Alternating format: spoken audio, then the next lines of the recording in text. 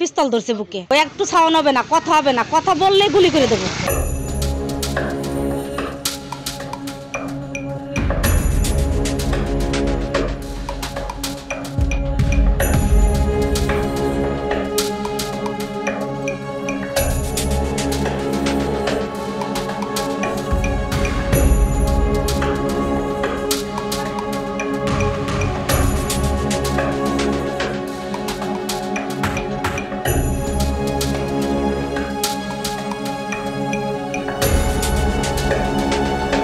দুইজন মোটরসাইকেল আসলো, আইসে আমার গা ঘেসে দাঁড়াই আমার কান ধরে টান দিছে।